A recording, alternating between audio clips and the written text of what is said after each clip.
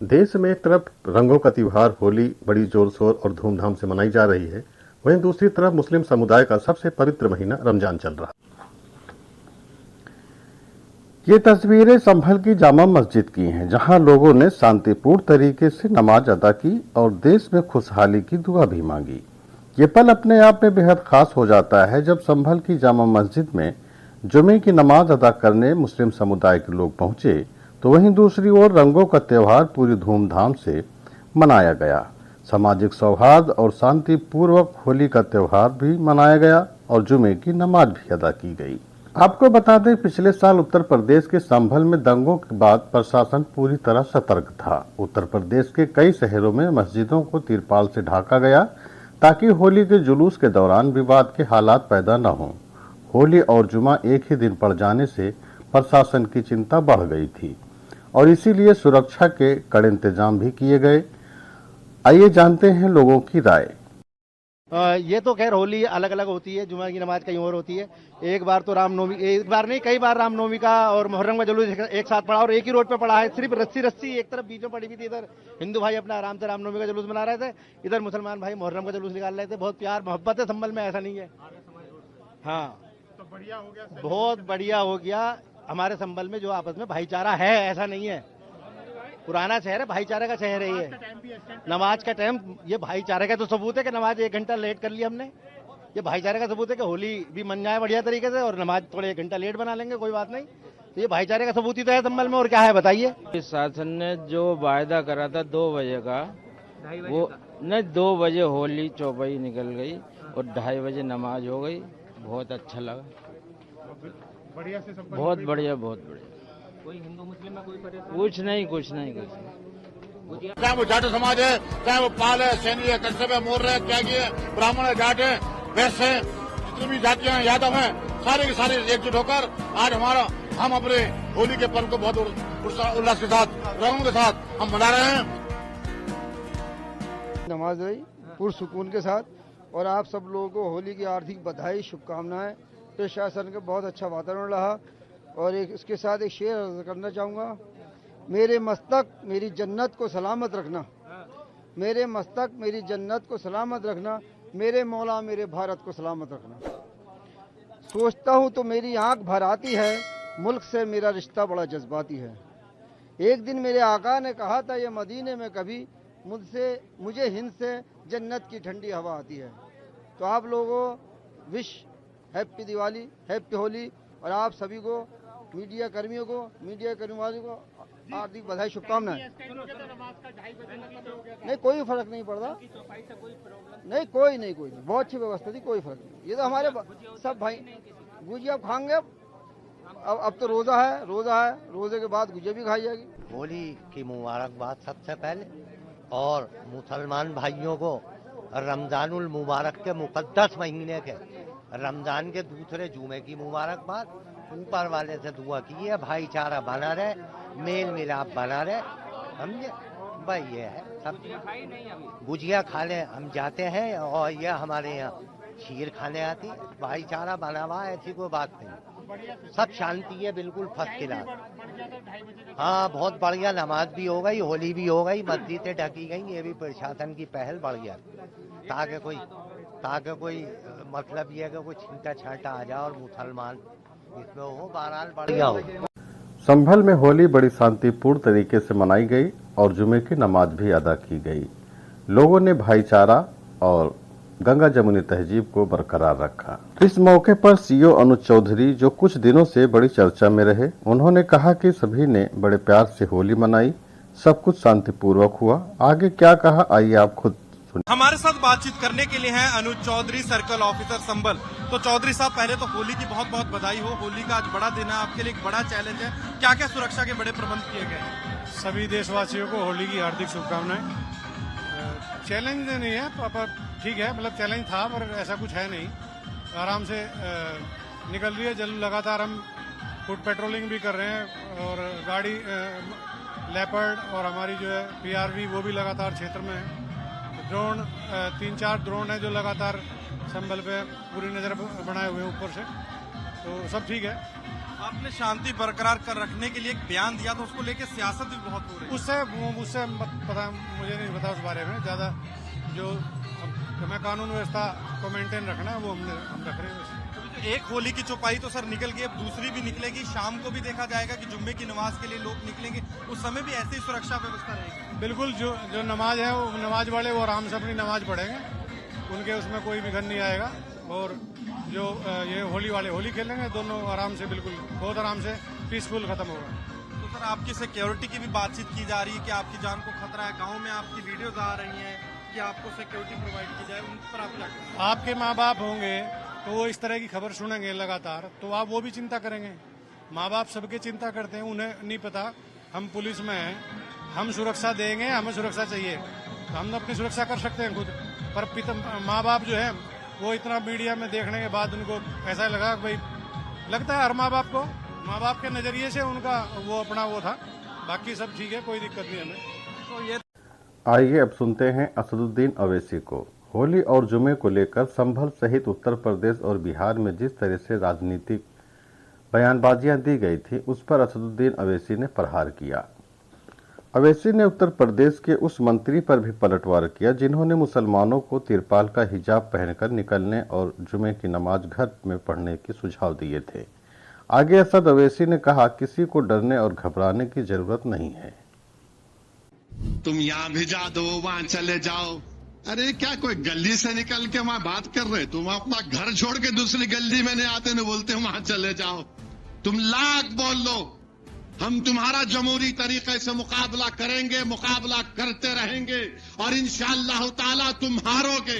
एक chief minister बोल रहे नहीं जुम्मे की नमाज घर में भी पढ़ सकते। आप कब से फजीलतुल शेख बन गए? छत्रपति संभाजी को बदतरीन अल्फाज किसने इस्तेमाल किए थे? सावरकर ने इस बिल के जरिए कि मुसलमानों से मस्जिदों को छीन लिया जाए, मुसलमानों की दरगाहों को छीन लिया जाए। हमारे आबो अजदाद ईमान की दौलत से माला माल थे, उन्होंने भारत को अपना वतन माना और मानते रहेंगे। तुम यहां भिजा दो, वहां चले जाओ। अरे क्या कोई गली से निकल के वहां बात कर रहे? तुम अपना घर छोड़ के दूसरी गली में नहीं आते, न बोलते वहां चले जाओ। अजीब अहमखाना गुफ्तगू कर रहे हैं। तो चलिए शुरू करते हैं। मगर यकीनन तकलीफ होती है। भारत के आईन में इज्जत, विकार किसी भी भारत के नागरिक का एक फंडामेंटल राइट है। इज्जत और विकार, डिग्निटी, वो आज कहां है बताइए आप? हमसे छीना जा रहा है।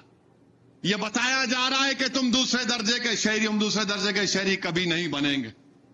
तुम लाख बोल लो, हम तुम्हारा जमहूरी तरीके से मुकाबला करेंगे, मुकाबला करते रहेंगे और इंशाअल्लाह ताला तुम हारोगे। घर में बैठ जाओ, नमाज, एक चीफ मिनिस्टर बोल रहे नहीं जुम्मे की नमाज घर में भी पढ़ सकते। आप कब से फजीलतुल शेख बन गए? आप कब से अल्लामा बन गए? ये समझ में नहीं आया। अब दीन मैं इनसे सीखूं? नहीं, जुम्मे की नमाज घर में पढ़ ले सकते। अच्छा, और क्या क्या कर सकते हैं घर में? बोलो प्यारे, घर में पढ़ लो।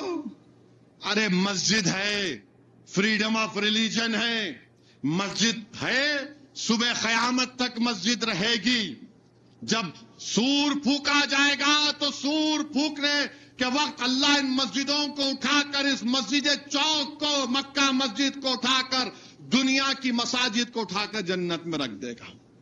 जब तक सूर नहीं फूका जाएगा प्यारे, हम मस्जिद को जाएंगे और मस्जिद को आबाद करते रहेंगे, क्योंकि हमारा फ्रीडम ऑफ रिलीजन है। आर्टिकल 25 मुझे इस बात की इजाजत देता है, मैं अपना दीन तुमसे नहीं सीखूंगा, मैं उन लोगों से दीन नहीं सीखूंगा जो मुझे, मेरी शनाख्त को खत्म करना चाहते। मैं दीन सीखूंगा तो मेरे मौजूद उलमाए किराम से, मशाइखीन से। मेरे अजीज दोस्तों और बुजुर्गों, हिम्मतों को बुलंद रखो, डरने और घबराने की जरूरत नहीं है। अच्छा, एक पिक्चर आई, मैं आरएसएस से और खास तौर से वजीर आजम से और आरएसएस के लोगों से पूछना चाह रहा हूं, छत्रपति संभाजी को बदतरीन अल्फाज किसने इस्तेमाल किए थे? सावरकर ने छत्रपति संभाजी के खिलाफ बदतरीन अल्फाज इस्तेमाल किए गोलवालकर अपनी बंच ऑफ थॉट्स में। अगर मैं बोलूंगा तो ये टीवी चैनल वाले रोजा खोलने से पहले मेरे को बताएंगे, अरे क्या बोल दिया आप। उन्होंने क्या बोले मालूम इनको तो, क्या वजीर आजम मुत्तफिक है? क्योंकि वजीर आजम बोला अच्छा पिक्चर है। जो उन्होंने गोलवालकर को अपना गुरु कहा, तो गोलवालकर ने छत्रपति संभाजी के खिलाफ जो बात कही थी, क्या उसको काबिल कबूल है? जो सावरकर ने जो बात कही तुम उसको काबिल कबूल मानते हो? अगर नहीं मानते तो फिर इनको क्या करोगे? तुम ये समझ रहे कि हम नहीं जानते क्या कह रहे हैं। और फिर मेरे अजीज दोस्तों और बुजुर्गों, अब तो खबर को तोड़ देंगे, खबरों को तोड़ देंगे। मैं बोल रहा था आपको वक्फ का कानून बनेगा, कब्रिस्तान तोड़ेंगे, मस्जिदों को छीनेंगे। तू समझा? हाँ। नहीं, तू समझा नहीं। दरगाहों को छीनेंगे, इवैक्यू प्रॉपर्टीज जो वक्फ है वो छीन लेंगे। हमारे मुखालिफिन जज्बाती तकरीर कर रहे। अरे भाई, जज्बाती तकरीर करना नहीं, सच्चाई को बयान करना। अब खबरों को भी तोड़ने की बात कर रहे हैं। मेरे अजीज दोस्तों और बुजुर्गों, ये वक्फ का कानून मोदी इसलिए लाए हैं, यह कानून बनाना चाहती हैं इस बिल के जरिए कि मुसलमानों से मस्जिदों को छीन लिया जाए, मुसलमानों की दरगाहों को छीन लिया जाए, खानखाओं को छीन लिया जाए, कब्रिस्तानों को छीन कर खबरों को मिसमार कर दिया जाए। यह इनका मकसद है। उस बिल को पढ़ो आप, और अगर कोई वक्फ की प्रॉपर्टी पर 22 साल से काबिज है तो उसको मालिक बनाने का कानून बनाना चाहते। जो जायदाद को अल्लाह के नाम पे हम वक्फ कर दिए, उसको कह रहे हैं कि नहीं, अब इसका मालिक कोई और होगा। हर जाविये से भारत के मुसलमानों को उनकी मजहब से दूर खींचने की कोशिश की जा रही। Uniform civil code, uniform civil code, Bharat एक गुलदस्ता है। अगर मोदी ये कहेंगे कि नहीं, गुलाब के फूल से चमेली की खुशबू आना, अगर मोदी ये कहेंगे कि कांटे से मोतिया की खुशबू आना, तो कहां से आएगी? गुलाब के फूल से गुलाब की खुशबू आएगी, चमेली के फूल से चमेली की खुशबू आएगी। यह भारत है, ये फूलों का एक गुलदस्ता है। मगर बीजेपी, आरएसएस, क्योंकि आरएसएस के 100 साल मुकम्मल हो रहे हैं, वो ये चाहते हैं कि हमारी मजहबी शनाख्त को खत्म करके रख दिया जाए। वक्फ हमारे लिए एक इबादत है, नमाज की तरह नहीं, मगर अल्लाह के नाम पे जो हमारे बुजुर्गों ने दिया, अपनी गाड़ी कमाई से दिया, हुकूमत ने नहीं दिया वक्फ प्रॉपर्टी को, हमारे बुजुर्गों ने इसको वक्फ किया। आज मोदी कह रहे हैं इसका मालिक अल्लाह को नहीं, इसका मालिक अल्लाह नहीं रहेगा। झूठ बोलते हैं बीजेपी वाले कि नहीं नहीं, वक्फ के अच्छा करने के लिए कौन सा एक सेक्शन है बताओ? तुम गैर मुस्लिम को ज्यादा मेंबर बना सकते, सेंट्रल वक्फ काउंसिल में गैर मुस्लिम को बनाओगे तो क्या तेलंगाना के एंडोमेंट बोर्ड में किसी हिंदू से हटकर कोई मेंबर बन सकता? नहीं बन सकता। अरे कहना क्या चाहते हो? क्या काशी विश्वनाथ में किसी गैर हिंदू को मेंबर बनाएंगे? नहीं बन सकता। क्या आंध्र प्रदेश के, उड़ीसा के, तमिलनाडु के हमारे हिंदू धर्म के भाइयों के एंडोमेंट बोर्ड में कोई मेंबर बन सकता? गैर हिंदू नहीं बन सकता। सिख गुरुद्वारा की कमेटी में कोई हिंदू मेंबर बन सकता? नहीं बन सकता। तो फिर हमारे वक्फ बोर्ड में गैर मुस्लिम को कैसे बनाएंगे? क्यों बनाएंगे? क्योंकि वक्फ के कानून में 5 साल डायरेक्ट मैनेजमेंट में ले सकते। तो ये लोग मीर जाफर, मीर सादिक और अपने लोगों को मेंबर बनाकर कल ये बोल देंगे चौकी मस्जिद मस्जिद नहीं है, ये गवर्नमेंट की प्रॉपर्टी है, हम डायरेक्ट मैनेजमेंट ले लेंगे। कौन रोकेगा इनको? प्लेसेस ऑफ वर्शिप खत्म कर दो, 15 अगस्त 47 को मस्जिद, खानखा, दरगाह, मंदिर, गिरजाघर, गुरुद्वारा जो था, हमने कानून बनाया वो वही रहेगा। अब मालूम हो गया कि इनकी नीयत क्या है। कब्रिस्तान को लेना है कब्रों को तोड़कर, दरगाहों को लेना है कब्र को तोड़कर। याद रखो बोलने वालों, बुरहानुद्दीन गरीब रहमतुल्लाह अलैह का आस्थाना, जरजरी बख्श रहमतुल्लाह अलैह का आस्थाना बादशाहों से आबाद नहीं, वो अल्लाह के करम से आबाद था, है और रहेगा इंशाअल्लाह ताला। मेरे अजीज दोस्तों और बुजुर्गों, ये चीज को समझिए, आप मुत्तहिद रहिए। अरे त्योहार मनाना, हमारे हिंदू भाई होली भी मनाते, बल्कि हसरत मोहानी तो होली मनाते थे, उनका चॉइस है। बात तो सही है। देखिए, मर्जी जो है ना, चॉइस, ये भारत के आईन में फंडामेंटल राइट है।